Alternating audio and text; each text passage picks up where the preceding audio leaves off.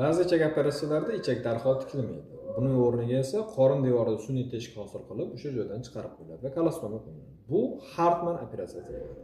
Hartman operatsiyasi birinchi marta fransuz jarrohi Henri Albert Hartman tomonidan amalga oshirilgan va tatbiq qilingan 1921-yilda. Hartman operatsiyasi o'zi bu yo'g'on ichakning zararlangan qismini olib tashlash operatsiyasi hisoblanadi. Bu ko'pincha favqulodda holatda bajariladigan operatsiya. Masalan, ichak yorilganda, og'ir divertikutlarda, ichak o'smalarida yoki ichakning tutilib qolishi, ya'ni buralib qolishi natijasida yuzaga keladigan og'ir asoratlarda amalga oshiriladigan operativ jarayon hisoblanadi. Operatsiya paytida zararlangan ichak qismi olib tashlanadi. Ko'pincha yo'g'on ichakning oxirgi qismlari, sigmoid yoki rectosigmoid qismlari olib tashlanadi. Ichaklarni pastki qismi tikib qo'yiladi, yuqori qismi esa qorin devorida maxsus teshik hosil qilinib, o'sha joydan chiqarib kolostoma qo'yiladi. Shundan keyin najas stoma orqali paketchaga, ya'ni kolostoma paketchaga yig'ilishni boshlaydi.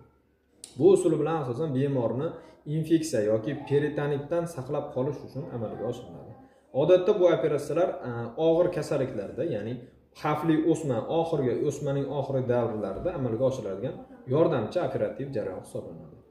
Ba'zi bemorlarda keyinchalik ikkinchi operatsiya amalga oshirilib, ichakning bir-biriga tikilishi amalga oshiriladi. Lekin ayrim holatlarda kolostoma doimiy bo'lib qolishi mumkin. Bu ayrim kasalliklarda uchrashi mumkin.